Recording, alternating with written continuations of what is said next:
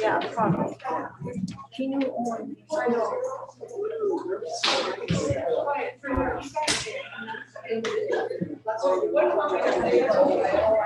Here, give me your notes. How would she be in school? From school, I don't know. Oh. They all told me, Yeah, I know. Good afternoon. Is it working? Ash? Can everybody hear me? Asking her to do Hello? it. Okay, we're gonna try it again.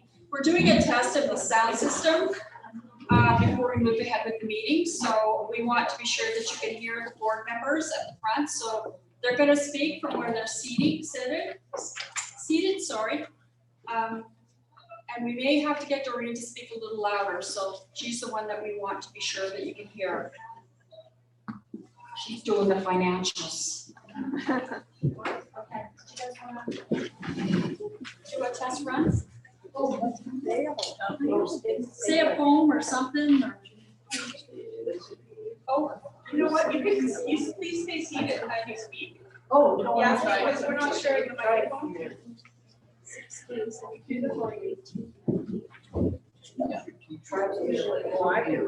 Can you hear me, Angela?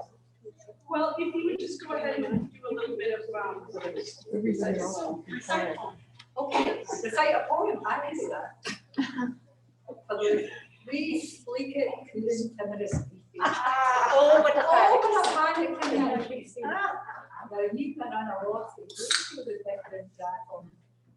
She's doing it in Scottish. Well, I did tell you, you might need some titles, you might put in there with that. We can't hear you back here. So we just want to talk about the wounds. So Deb's getting the, where is it? But not directly here.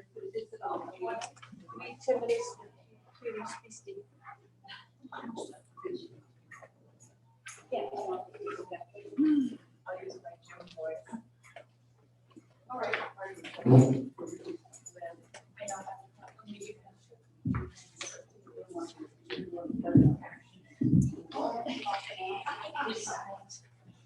Okay, this is a wee one. We sleek it, Kuren, feminist beastie. Oh, what a panic's in that beastie. Now, leaving her on a horse and hasty with Beckton battle. I would be late to run and chase you with mother and traffic. So the question is, can you hear me? No, you don't have to understand me. Can we lower the mic a bit? I can hear if nobody else talks. This is our first virtual, guys, be patient with us. Try again. Okay, what's that? In English. In Yes, that would Yeah, make in sense. English. Oh, curly mouse. No. I don't even know how to translate it, so. Very hard. Maybe had a little laugh. She probably had a mouse too. I can hear her. I can hear her, but I don't know about anybody else. Sandy? Can you hear? Very tough. Not Very tough? particularly good. Just like she raised the volume of her own voice. Mary had a little laugh. So when it's your turn, I'll come hold it. Yes.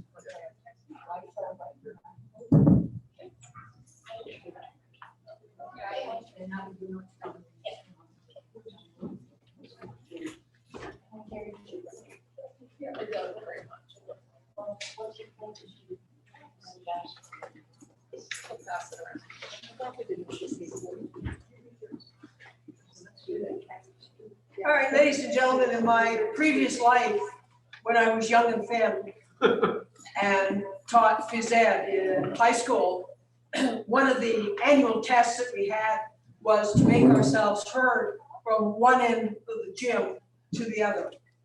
And it usually took the appearance of Johnny, quit throwing the ball at Marion.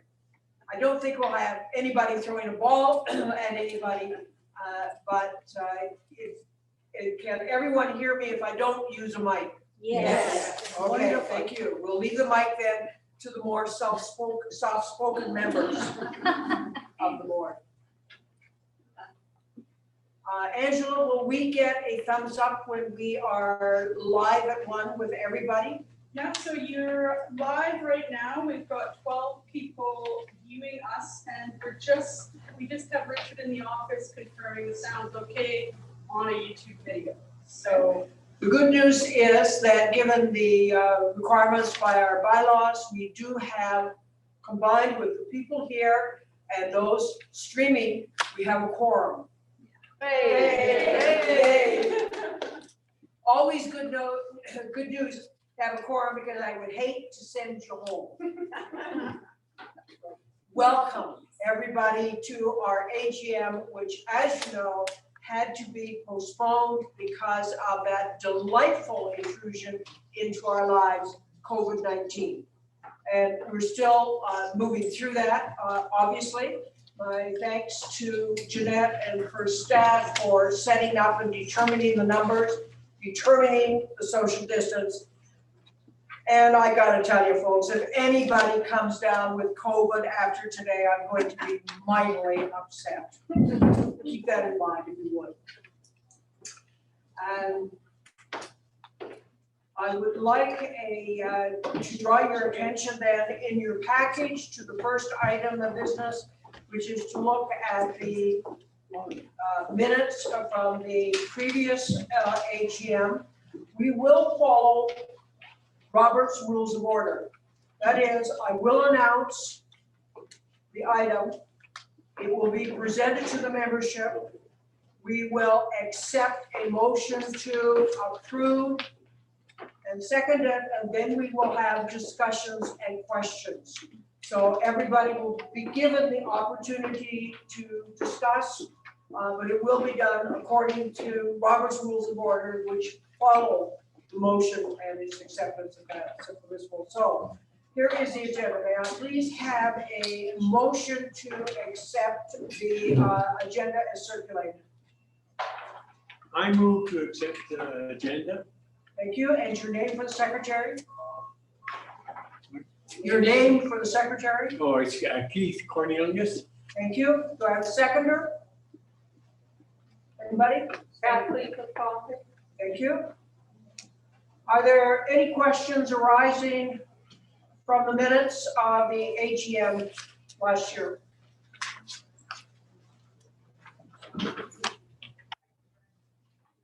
There being no questions or discussion, those in favor of accepting the motion to approve, please raise your hand. Those opposed? Those abstaining? That motion is carried. Thank you. The next item is to introduce board members who are present today. And I will start at my far left with Marlene Maroz, who acted as our treasurer, Doreen Herdman, who acted as our secretary and general keeper of order, Linda Earl, who was our vice president, myself, of course, as president, who took over last year in the spring. Moyudeen, and Moyudeen, help me out, pronounce your last name because I never get it right. That's easy, isn't it? Thank you. And those are the current board members. Introduction of staff members and guests. Jeanette, would you please take the floor? Okay, so Jim Bergen, would you mind standing up, Jim? Jim is the president of Greater Forest Lawn 55 Plus Society. He was my president when I worked there. Jenna was supposed to be with us today, but she is ill. So Jen has graciously taken her place for today. Staff, we're gonna start with Debbie Nay, TNC coordinator. Amen, she's our bookkeeper. Richard, he's our admin assistant and volunteer coordinator. Angela is our fund development and marketing. Judy is our executive assistant. Hayden, are you in the kitchen?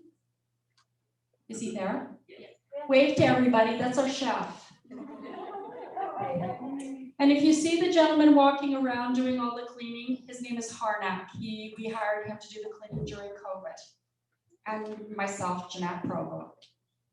Welcome, everybody. Thank you, Jeanette. Next item is the president's report. I put it in point form so I can elaborate or not as I or you wish. This year certainly has been challenging. Obviously, we don't need to say very much about the pandemic. We're all aware of the challenges that the pandemic has put in our own personal lives, the lives of our family, and certainly in terms of the running here at Confederation Park. It has been a challenge on several fronts. We have, I believe, another challenge that we should face in the coming year, and that is to include the diversity of the membership that come here. We tend, for a number of reasons, to be a highly upper middle class white membership.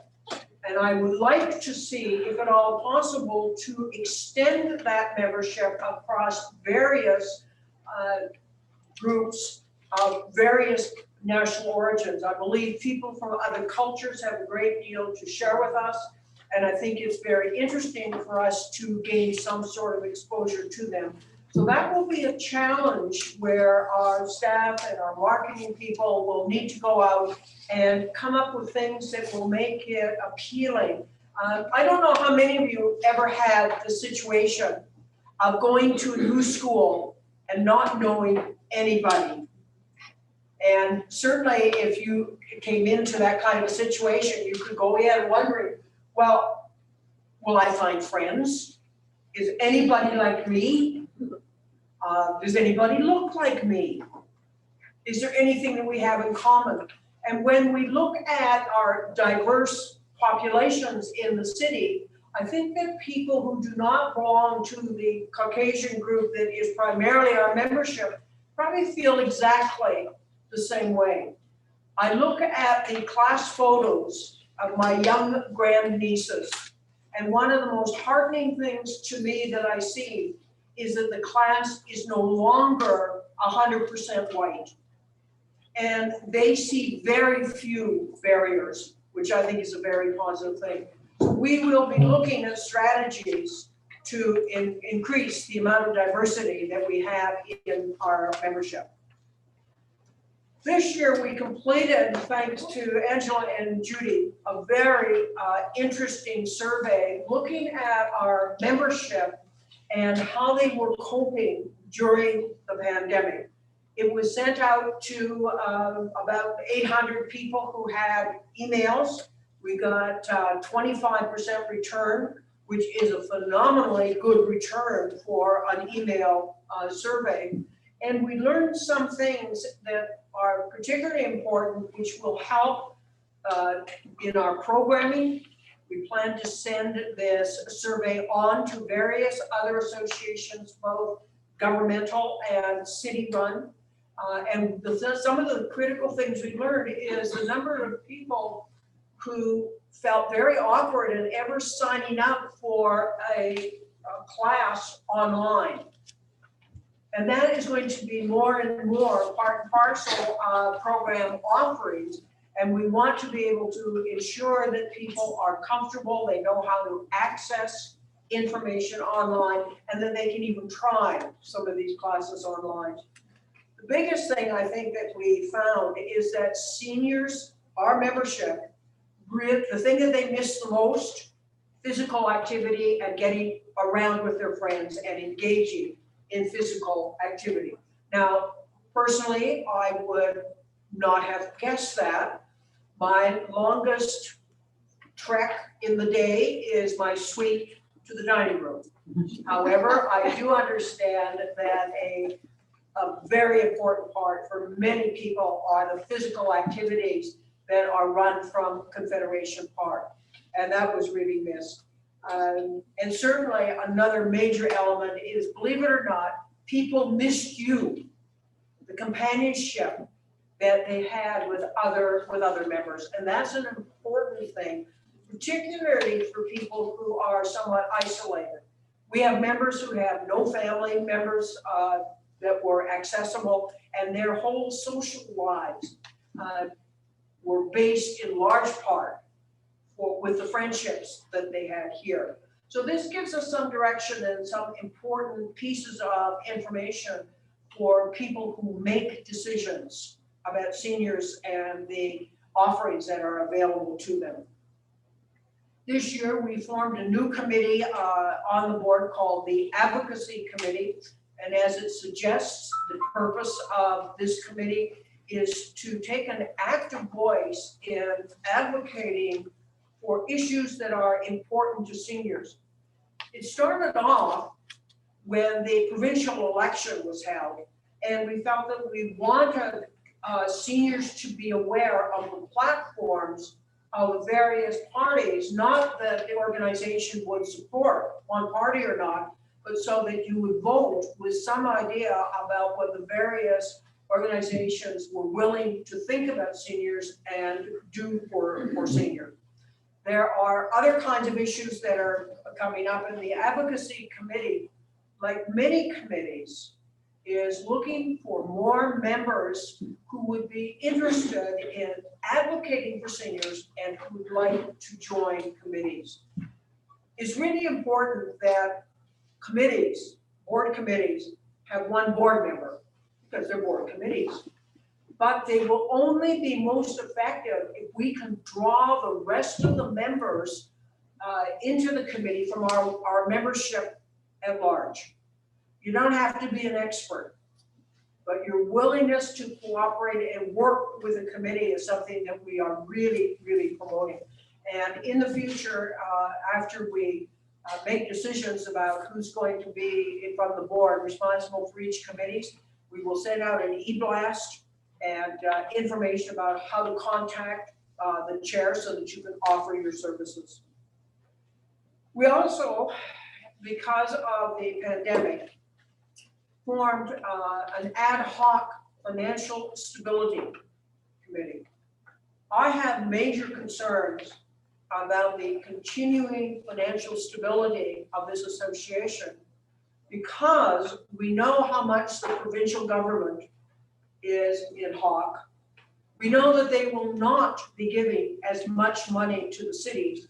We know that the city is well overspent its budget, and so they will not be funding in a traditional manner all the organizations which they have funded traditionally. In my opinion, and I'm just one person, of course, so take that with a grain of salt, but my opinion is that we are at a very delicate time with respect to finances. We need to be cautious. We need to look at cost savings. We need to ensure that the financial health of this organization will continue so that people can continue to enjoy the services that is offered. We also made the decision, and I'm sure you'll be thrilled, to move the membership year to coincide with the calendar year. So this means all of you, and you must have done it because you're here and paid up members, you get 4 extra months free. Your membership will not stop until December next year, not this year, December 2021. So basically you're getting 16 months for 12 months. You're welcome. We do, of course, have some future needs, and I would just like very briefly go through the ones that I see. Certainly, as I mentioned, we want and we need members to serve on committees. If you know somebody with any kind of a financial designation, CA, CPA, CMA, CGA, grade 12 math, grade 6 betting, gambling, I don't know. We could use you on the finance committee. Advocacy, as I've mentioned. Governance, do you like to make rules for people? Do you like to enforce rules for people? The governance committee would love to have you. Facilities, as you're aware, we rent this facility. Silvera has plans, who knows when they will come to fruition, moving to a new building. Everything is in flux, but it's one of these things that we need to be prepared for and look at possible options. And finally, one of the future needs that we have and that we will be engaging in is getting a scanner. I know many of you have shown a lot of pushback about having to sign in, and of course, all the pandemic stuff. We believe that a scanner will be particularly useful for several reasons. One, we know who is on the premises, so that if anything happens, we know who to contact, we know where people are going to be. And particularly with COVID, it provides a contact tracing tool, which is very, very important. It will help us to record volunteer hours, which is a major component in terms of getting funding. Governments are always more willing, it seems, to fund those organizations who have an active membership who participate. I think they think you vote. So they will give us more money. So we need to record volunteer hours. And finally, it saves our staff and volunteers hundreds of hours from having to go through, decipher everybody's name, what they're doing, P something or other. I think I was in at 10, and who knows when I left? Probably never. According to the times I forgot to sign out, I was here for 3 days in a row. If we have an electronic scanner, it does everything automatically, and it really saves a ton of time, which means that the staff have more time to devote to the critical activities. That, ladies and gentlemen, is my president's report. Thank you. Questions or discussion? What is it called? Yes, I'd like to know how the scanner works. right? A good question. She wants to know how the scanner works. I wish I knew. And the reason why I wish I knew is that we are now looking at possibly 3 options. Our preference is to go to Canadian, if at all possible. Then, of course, price, and of course, the ease of use for it. So until we do our due diligence and come up with what the best candidate is, I can't give you any better answer than that right now. No, but I mean, is it something like you just swipe your arm It across? could be a card scanner, or it could be an iPad punch in. We're hoping it's either gonna be a fob or a card. But we are just in the beginning stages of researching it, so there's a lot of companies to check in on, and cost and what do they encompass. So it's a lot of work. So we'll be doing that over the course of the next couple of months. There was a lady here who had a question. Wondering about cost. Oh, cost? Well, I have already looked at a couple. One was about $3,500. The other one was $23,000. So it's a broad span. So that's why we want to do our research and be sure we get the biggest benefit for our dollar. Absolutely. Any other questions? Since I kind of took over. So we have to give the people online just a few minutes to respond to the motions and stuff. So Angela's asked me to give after a motion 30 seconds before we move to the next thing. Have we made a motion to approve? No, I 15 would, minutes? no. So is that what's next? President's report, can I have a motion to accept, please? Motion to accept the president's report. Bev, thank you. Seconder? Lynn, thank you. Right, it's been moved and seconded to accept the president's report. Those in favor? Those opposed? Those abstaining? Thank you, that is passed. So Angela, let me know when you want me to move ahead with my report. I just, according to our agenda, we are going to approve last year's minutes for the AGM. Oh, did we miss that? We did one approval of the agenda. But we didn't do Both the, at the same time. Doreen, okay, they've both been done? no, we have to do the minutes from 2019. So My apologies. I'll let you, I skipped that over. We need a motion to accept the minutes from last year's AGM. I move to accept the minutes from the AGM. Thank you. Is there a seconder? Thank you. Those in favor of accepting last year's minutes? Those opposed? Those abstaining? That's carried. Thank you. And my apologies for skipping over that. we knew we were gonna make a mistake. I'm gonna keep it to one. That's fine. That's fine, I can go ahead. And then after our next motion will be, we are on a bit of a lag. So we'll leave 30 seconds for people to vote on Okay, after our next motion. okay, so you want me to go ahead, Pat? With my report? Okay. So I decided I was not gonna go into a whole lot of detail because we've had such a busy year, the staff and myself. And I wanna thank the board and the staff and our volunteers, because we have had volunteers working for us, not a lot of them, but those that have been here have been so helpful. We appreciate all of your help. COVID lunches we did from June 14th to August 13th, approximately 1,200 people were invited, and we had 950 people we served. So that's pretty good. Pantry, we have served 733 people to date. The boutique, Joan Packman took the lead with the assistance of Laura, her daughter, and Agnes Jessamine, and Agnes is here, so wave your hand, Agnes. And they did a total revamp of the boutique, and I have to say many thanks to you ladies, you did a beautiful job. Our food doctor room has been totally updated with a fresh look. It's not as grungy as it was. And with the proceeds from Give 65. And we have advertised that we have a pedicurist, manicurist coming in, but we now have a hairdresser. And we have a reflexologist that's coming in to do feet and hands as well. So those will be advertised fairly quickly too. The social room has been renamed Turnbull Hall after our founding member, Jean Turnbull. So she was the originating member for the center, and we wanted to honor her in some way.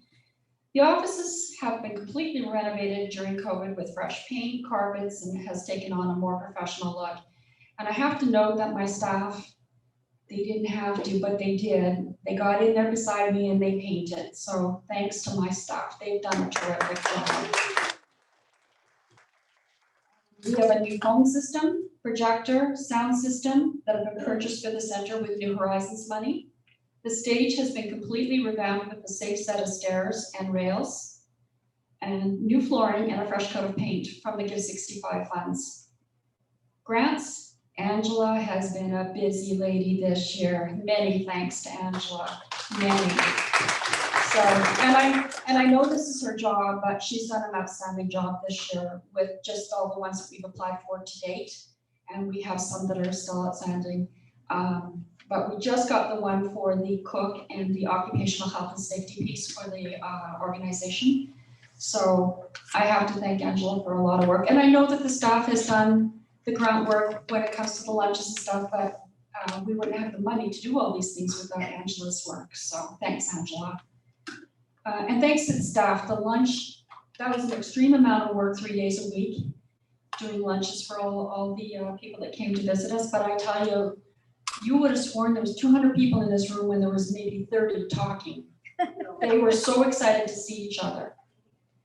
Okay, we have introduced 3 new Spanish classes as well as 2 computer classes for the fall session. The computer classes are going to be for those that don't have a lot of computer skills, can't use their iPhones.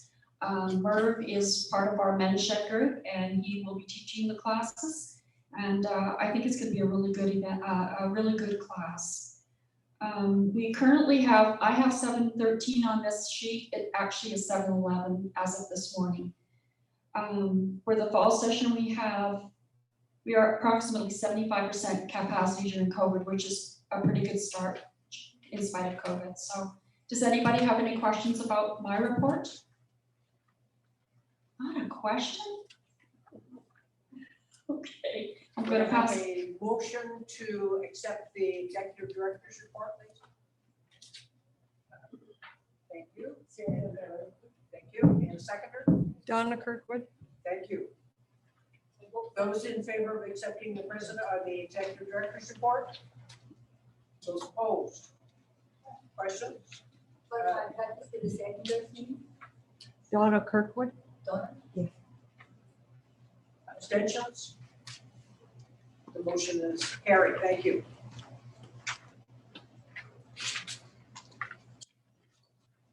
Treasurer's report. I'm going to ask Doreen to speak right into that mic and give it to us. And at the same time, the financial report. I'm sure there may be questions, but we'll do a financial report. Doreen will go over it, take the motion, and then we'll have a discussion.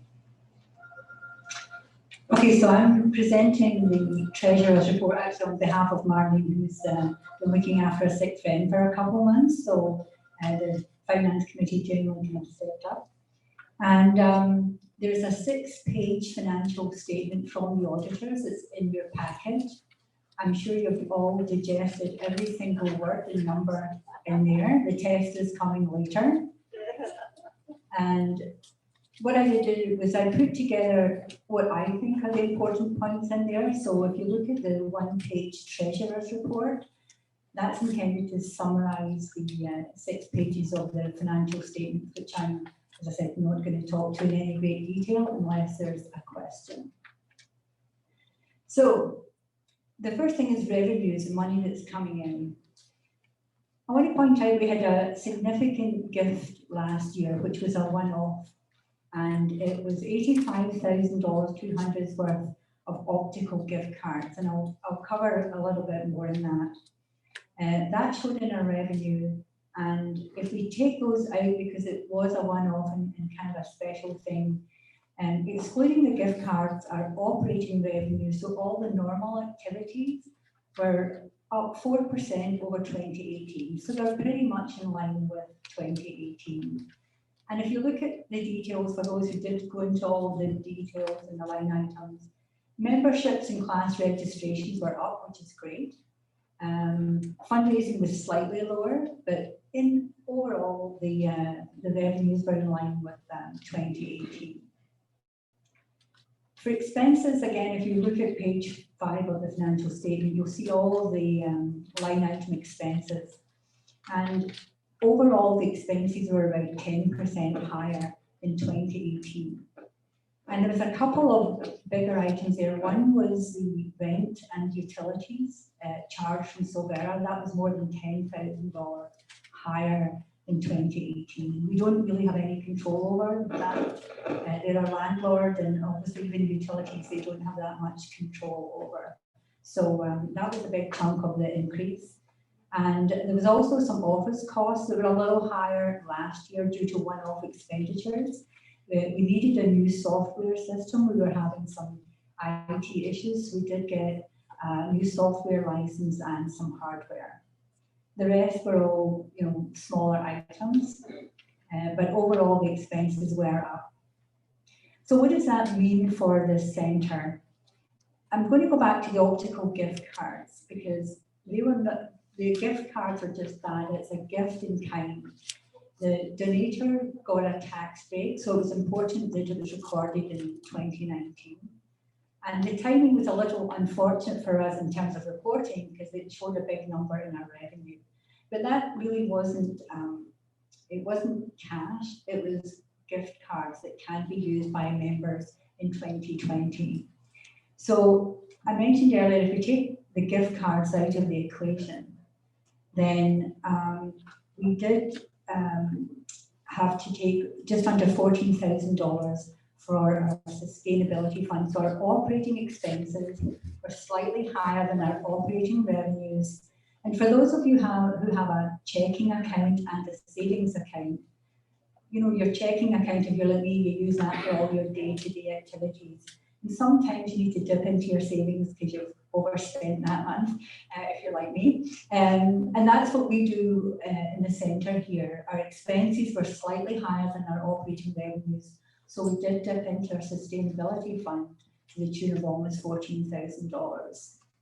Now, as I said, the optical gift cards make our revenue look much higher, but it's not cash. As I said, it's an inventory. If you think of way back to the beginning of before COVID and people were buying all the toilet rolls, people thought, oh, you know, there's value attached to toilet rolls. It's not cash, it's something that if you really wanted to, you could have sold on for something else. So the optical gift cards were a gift to the centre. It's not cash, but it's money that members can use that would go toward optical use for glasses. So the timing was a little unfortunate, as I said. If we had been given that gift and given them out in the same year, you'd see it's a revenue and an expense net to zero. So you're seeing a bigger revenue number, and that's why I think actually Jan asked why it's in the balance sheet. It's because it's an asset. It's a stock of gift cards that the centre have for use to give to the members. Okay, how does it work? So how does that work? So yeah, so the centre, the people who donated it get a tax break. The centre get the benefit of 200 and I can't remember the exact number. It was 200 and something 85 gift cards, and they were offered to members who could then go to the optical store who donated them and receive, for each voucher was worth $300. So those members who took the offer could go to the optical store and have $300 toward their prescriptions.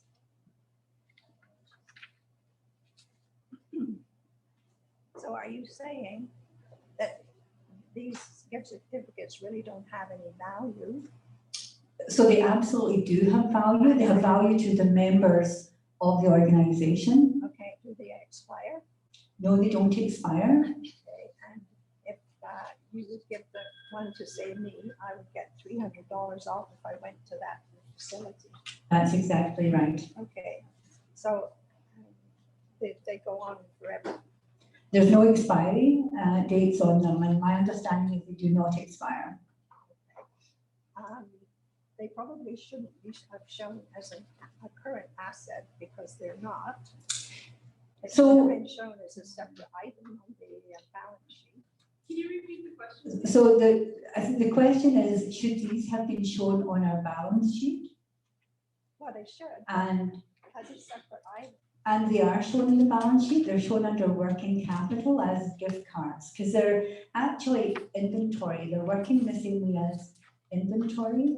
And it's shown under our working capital for those who are interested in looking at the balance sheet. It's a good question.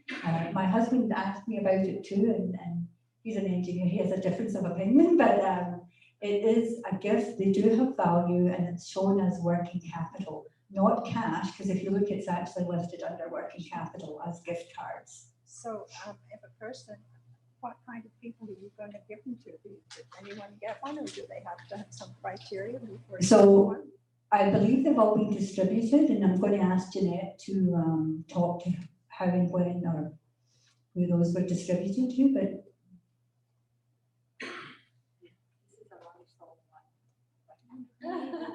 I'm sort of wondering too why the accountant's not here today.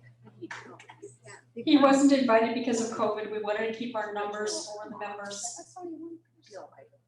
I understand that, but that wasn't my decision. As far as the gift cards go, we had the lunches and we offered them to all members coming in for the lunches.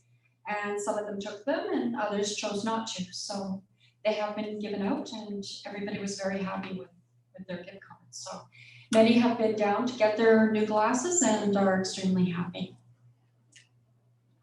They were given out. They were given out at the lunches. You were offered lunch at County when you came to, yeah, you were, I was the one doing it. Yeah.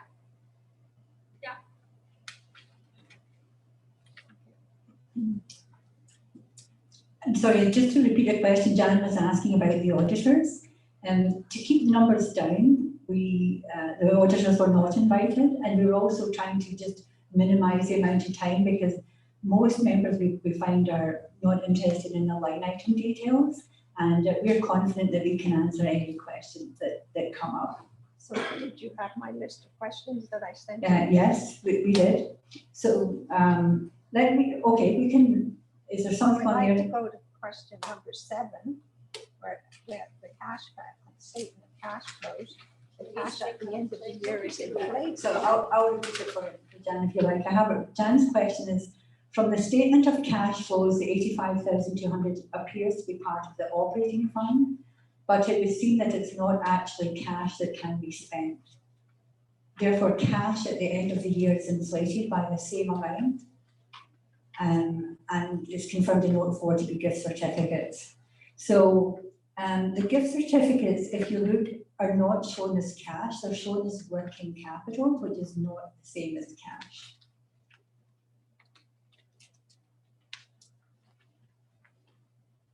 So it does give an artificially high number to revenue, which, as I said, isn't always the same as cash. If someone donates something as a gift in kind, it's not always necessarily. It is many times cash, but it doesn't have to be. Okay. So I'd like to go on to note 7, since the accountant is not here. And Okay. because I believe there was an error in his financial statements going back to 2014, and I don't know whose fault that is. Okay, sorry. So let me just repeat Jan's question. So there was a question that Jan sent in about the lease expiring, and the financial statements does indeed have a typo, and the lease does expire in 2023. So that was just confirmed. I have to say that the lease is not something that I've looked at. Jeanette double checked that today, and we will make sure that in this year's financial statements that the year of is stated correctly. Okay. So it seems that we spent an awful lot of money on a place that you may not even have in 2023. So we spent a lot of money in terms of capital projects, you mean? And you might find yourself moved out because the government actually owns the land. I think that's a bigger conversation. Maybe we can take that and leave that at the end in terms of the financial statements. But the board of directors, obviously, before we spend money, we set a budget, and then Jeanette keeps within that budget, and anything that's spent with grants and money generally is approved by the board of directors. So that changes, but the board at that time would have felt that any spending was worthwhile. Is the only comment I'd like to make. I don't know if anyone else wants to comment on that, but Maybe they didn't realize that the lease was up in 2023. and that's possible too. Just going on to the last piece of the treasurer's report is about the casino account. And I know Jan made a question about that too. So we did get more casino funds in 2019, and our ending balance, which again you can see in the financial statements, was $58,458. Now, the next casino date is unknown at this time. Casinos have started back up, but clearly we do have concerns that it might not be 18 months after since the last one, and also the amount that we might get.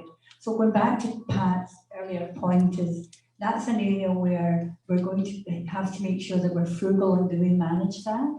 But we do have funds that will see us through 2020 and 2021 that we earned in the 2019 casino. And as I said, it is something that the Finance Committee will be monitoring as we go through 2021.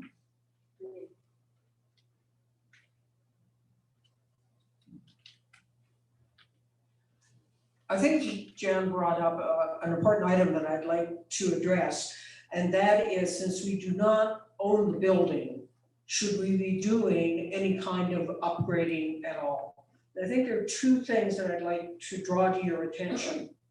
Number one is much of the upgrading was done because grants were received. And as you know, grants are usually aimed at some specific action or accomplishment. And so much of the upgrades that have been done, the painting or the providing of lunches for people, et cetera, were paid for by the grants. The second thing is that we don't know whether or not the current lease will be expanded past the due date. Silvera is looking supposedly at building an entirely new building. Even if they go that way, that is not going to be completed in 2 years. And so I think with our best information possible today, we can probably look at staying 4 or possibly 5 years still in this building, unless we were to get something much better elsewhere, which is why the facilities committee is an important group to be part of. Given that, we want to make this as welcoming and inviting a place for our members as is possible. And so if we spend money, even though we don't own the building, the decision was made, I think, that to spend money making this as inviting and pleasurable a place as possible is well worth the money spent. Because we know if we let things go to rack and ruin, and you might think, well, not painting is not rack and ruin, but it's the beginning of a slow descent, is that our membership would clearly drop off as people felt that they were attending a place that was not worthwhile their membership fees. So Jan, that's why we made that decision. Well, I understand that Silvera, the lodge upstairs, is supposed to be moving out in it was supposed to be 2 years, and that was the year before last. And But this. they haven't even started on the building yet, so they don't know where they're gonna put them. So if Silvera builds a new building for the lodge, are you saying that you figure that this would go with it? We have no idea. Because I believe that's over in northeast Calgary. We have no idea. It's government, it is the Board of Silvera, and that's 2 organizations removed from us. So basically, we're in the same position as you are, is we have no idea where things are gonna go. No, that's true. Yeah, But Silvera. and that's unfortunate because everybody likes stability. Yeah. Welcome to 2020.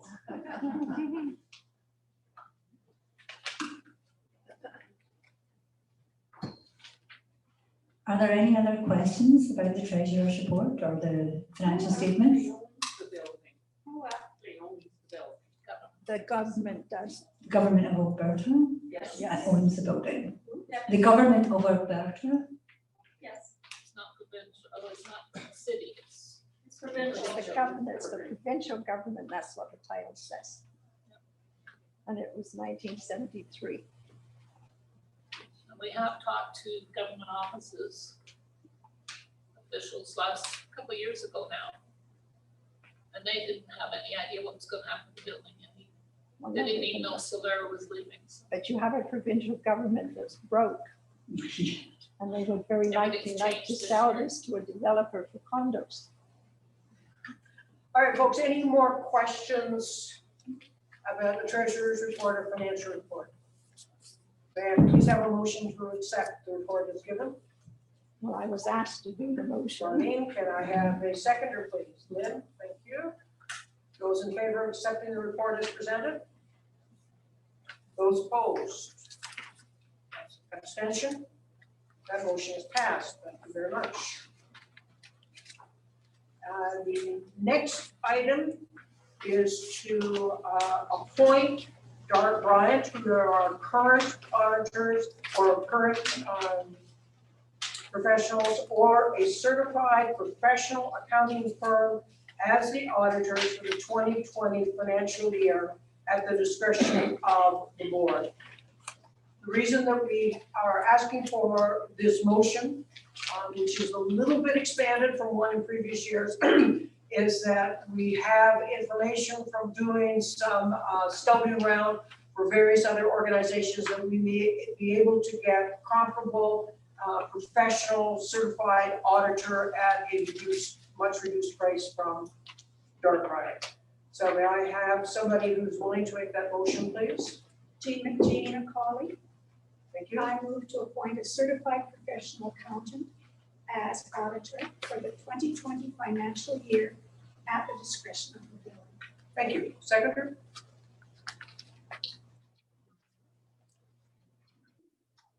Donna Kirkwood. Thanks, Donna. Those in favor? Those opposed? One. Those abstaining? Motion is carried. Thank you. New business. We have one which has been sent out according to our bylaws sufficiently in advance. A change to the bylaws, and this is a motion that will increase the number of signing authorities by one for the accounts. And the reason that we did that is that previously the signers were the president, the vice president, and the treasurer.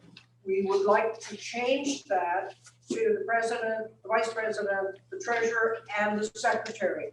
The reason for that is that experience has shown us if illness or accident or some other unfortunate occurrence strikes one or two members of the executive, it becomes quite difficult to get necessary checks signed. And so this will give us a bit more of insurance that we get our checks signed in a time-sensitive manner. They have a motion to accept the bylaw as circulated previously. So moved. Thank you, Bill. Seconder? Thank you, Marlene. Questions, discussion? Those in favor of accepting the motion? Opposed? Abstentions? That is carried. Thank you. And now we get on to the meat of the meeting. And this is the election of new board members. First of all, I would like to say, well, before we get on to the board members, let me make it official. I really want to thank Jeanette and her staff for all of the work that they have done over the last 18 months. Without them, like many other organizations, seniors organizations in the city, we would have had to have closed. They have managed to keep things open, to provide services for people who were isolated, to look at innovative ways of doing new programs, and this is all Jeanette and her group. So thank you very much.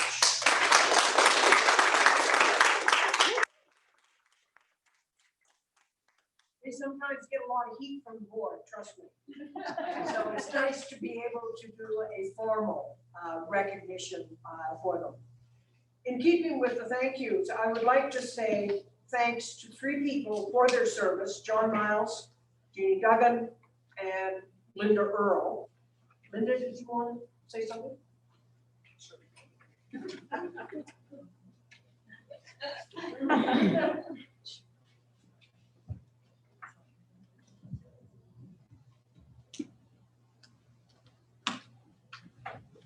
As many of you know me, I don't like making speeches, but I'll make this one. I'm leaving the board because I've been on the board for 10 years. Mostly because the last time I was finishing my past president year, the board disintegrated and we needed to do something about it. So we pulled people in, we got it running again, and it's doing fine now.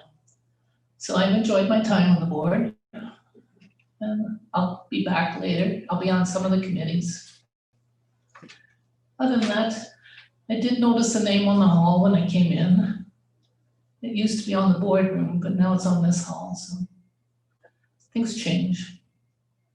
I would like to remind the members that this place was built and by membership way back 40 some years ago.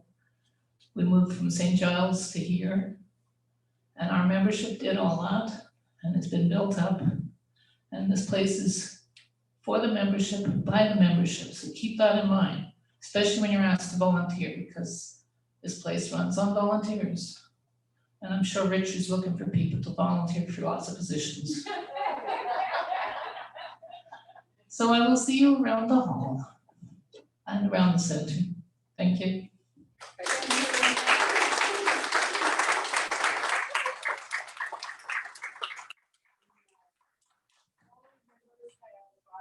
Are leading, not letting their name stand for the election, and I'd like to thank Bill Taylor very much. Bill was really instrumental in serving as one of the co-chairs on the financial stability subcommittee, and looked at helping us get our head around things for this crucial issue. The following members of the board still have time remaining on their terms, and that would be Bev Cummings. Bev, wave. Maureen Hardman. Brutal rendition of Scott's notwithstanding. And Marlene Monologues. The following members are letting their names stand for re-election. Myself, and Muhyiddin.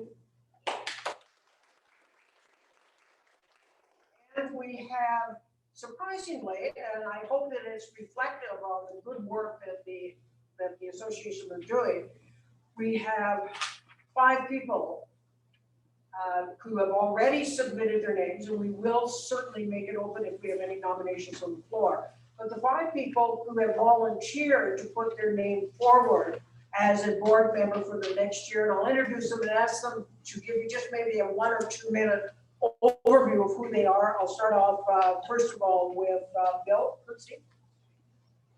Thank you, Madam Chair. Did you want people to stand? Yes, please. My name is Bill Kersey, and I'm pleased to be able to let my name stand. To give you an idea of my background, first of all, I don't know how many of you are aware that this organization, like many others, is called a not-for-profit. And on that basis, it's relevant to my particular background because I probably have spent 23 odd years being involved with not-for-profit organizations. Firstly, I was manager of an organization in the oil and gas business called the Independent Petroleum Association of Canada. Our role, and as manager, our role was to ensure that the views of the small to medium-sized oil and gas companies were represented at the table in the federal and provincial discussions relative to legislation and regulation. From there, I did a 3-year term as a vice president of a small oil and gas exploration production company. And for those of you who believe that small companies, no oil and gas company ever goes bankrupt, let me assure you that's not the case. From there, I moved to become the managing director of the Independent Petroleum Association of Canada, which is a national organization designed to, number one, represent the views of propane producers and marketers, and secondly, to create a training institute whereby we train about 16,000 students a year in the appropriate handling of propane. We also created something called the Emergency Response Corporation. Wherever there's a problem in Canada, and I know it's still going, wherever there's a problem in Canada with propane, this particular corporation has the mandate and the wherewithal to, in fact, assist first responders in handling these emergencies. So when you look at the whole basket, I guess the majority of my career has been involved in not only being involved in, but also in running various organizations, all not-for-profit, within the industry. So I'm delighted to let my name stand. I hope that people deem it acceptable for me to become a member of the board of directors, because I know we will have a lot of fun. I've seen some of the people who've been involved with some of the people so far on your board, and obviously the staff. And from my standpoint, I believe you're all very fortunate to have the people that you have currently guiding and directing your association. Thank you. Dorothy, Dyer? Thank you, Madam Chair. As people were talking and deciding whether they should use the mic or their gym voice, I thought back to some of my expertise that I can offer this, and I can only share that I had the experience one time of supervising 200 grade 8 students in the gym eating lunch on the floor, where the science lab mouse got loose and ran across the floor. I managed to get their attention. So I think you'll hear me. I hope I still have it. I have been retired 5 years. I was a principal for 21 years. And in that role, of course, worked with a lot of people of various sizes, worked with fairly substantial budgets, numerous committees. I served on the Alberta Teachers Association, both at the local level in various roles, as well at the provincial level, where I was on the Professional Conduct Committee, which was a very important committee for my profession. I got involved in the club here through word of mouth, through my friend here, Leonette, who said, they have a choir. So here we came and we started to sing. And then I saw there was a writers club and joined the writers club and met some amazing people. And they lured me in. And here I stand, offering my services as a director. I really like the people who work here. I would have volunteered somewhere else because I've been retired, as I said, 5 years. And I was looking for somewhere where I could contribute meaningfully to something I really believed in. And this was the place. It just felt right. And especially during this pandemic and some of the needs of seniors that have come forward, I just know this is a place that has my heart. And I hope I can show you the skills that would help as well. So thank you.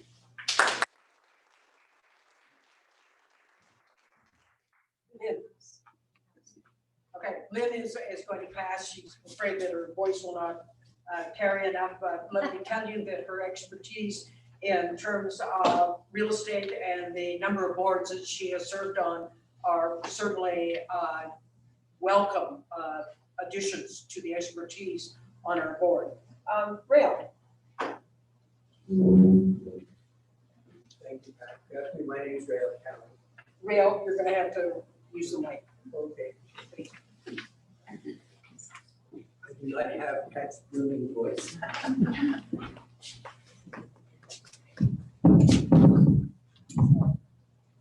Hi, good afternoon, everyone. Thank you, Pat. My name is Rail County. I am a business owner. I am actually 2.5 months away from celebrating the 25th anniversary when I began my most recent business. I don't know much and have just learned a little bit about your organization over the past short while. I've been working with Jeanette for the past year, and Pat and I have known each other and been colleagues for, gosh, most of those 25 years. So over the past year, in speaking with both of them, I've come to have a great deal of admiration for what you folks do, and just thought it would be an organization I'd like to be a part of. I have fairly extensive board experience. I'm currently on 2 boards. I serve as the president of a condo board, which may not be like a big deal. We have a 230 unit, 500 resident building. We have a budget of around $2 million. We are right in downtown Calgary, right in the heart of the high crime area, and through our efforts, we can attest to the fact that the Calgary Police repeatedly said we are the safest property in all of downtown Calgary, which is thanks to the work we have done as a condo board. I'm also, was just last week appointed to the board of a privately owned family business, and this will be my 5th company whose board I have served on. I look forward to working on this board. I hope that I can bring some expertise. We currently manage in our condo, as I mentioned, a $2 million budget, so I'm very familiar with the budget process of nonprofits. And I did serve on the Calgary Block Watch Board. I don't know if that organization even is around anymore, but I did serve on that board about or perhaps 12 or 15 years ago. So I hope I can bring some value. I certainly enjoy what you folks do, and I look forward to working with folks like Bill and Dorothy and this charming lady who I met earlier, and sure we'll get to chat. Thank you.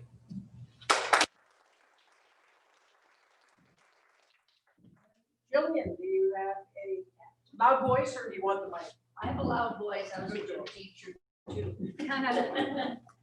I was born in England, and when I came over here, I was a little bit ahead of the other kids in education, so they accelerated me.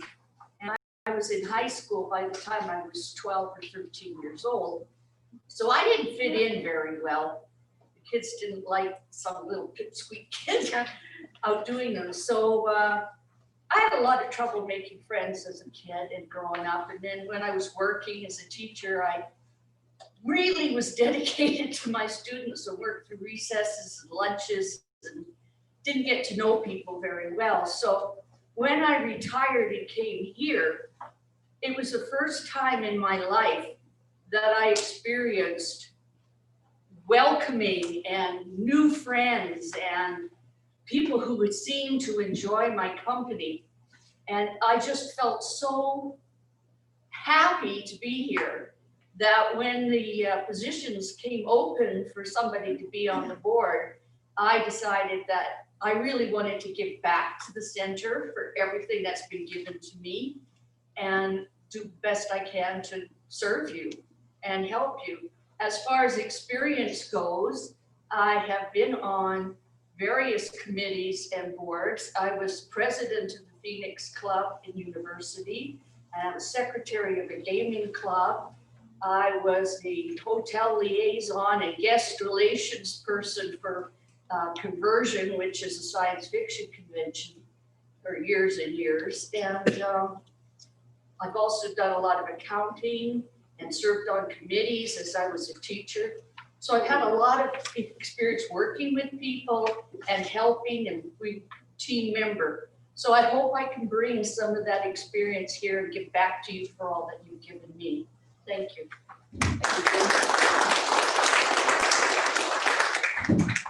Of course, we come to that part of the meeting where we are open to accepting any additional nominations for board members from the floor. So I'll turn it over to Linda, who has done this like forever and knows what she's doing. Hopefully. Okay. How many positions do we have open on the board? We have one more. We have the names of the people that are letting their names stand. So is there any nominations from the floor for one more place? Nobody wants to volunteer? It's fun, believe me. Second call for nominations from the floor. We have one position open.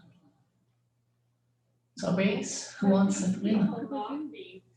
Nominated. Anybody who's spoken? The ones that have spoken, our names are already standing for election. We're looking for one more.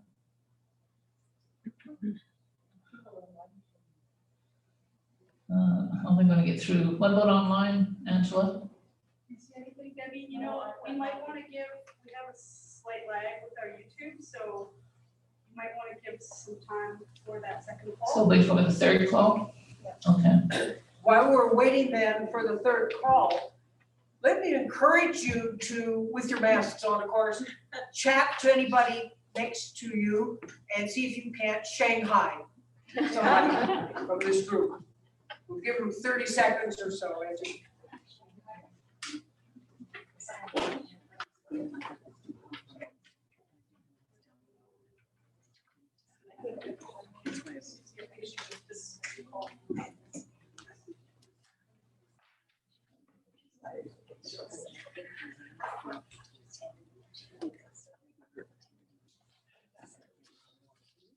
Perfect. I would like to nominate Celia Barrington. We have a nomination for Celia Barrington. Celia, you want to wait? Maybe turn around. You can.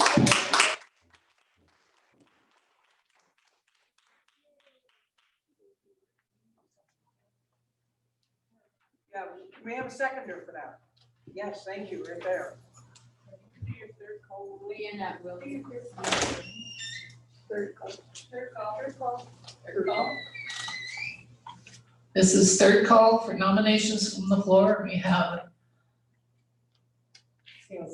Celia Barrington. So she'll be added to the list.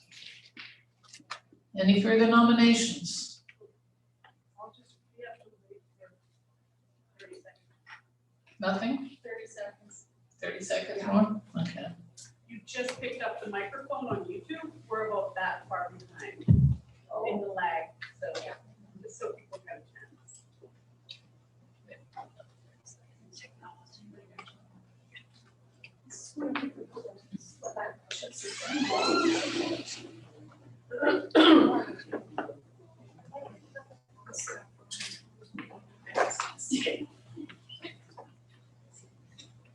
Zoom is good, but it's slow. Now's the time if anybody has any good jokes and would like to stand up. Before we go any farther, Celia, you gotta let your name stand, right? That's all. That's it? Okay, I declare the nominations closed. Now we need to vote. No, we have. This is, we have to accept the list. Yeah. All right, may I have a motion to accept the list of candidates for me? Thank you, seconder. Yes, thank you, Lindsay. It has been moved and seconded that we accept the nominees for positions to the board. And that fulfills the 11 positions that are outlined by the bylaws. Those in favor of accepting the nominees? Those opposed? Those abstaining? Anybody with any other suggestions? I think we're done. Yes, we're done. Nominations closed. We don't have to vote on a ballot, so we don't need to move to destroy the ballots. Ladies and gentlemen, unless there is anything critical, I'll declare this meeting adjourned.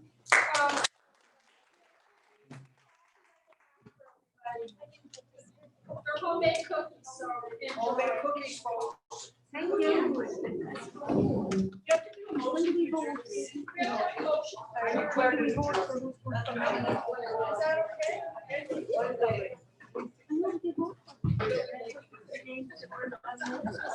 There's the piece. Yeah.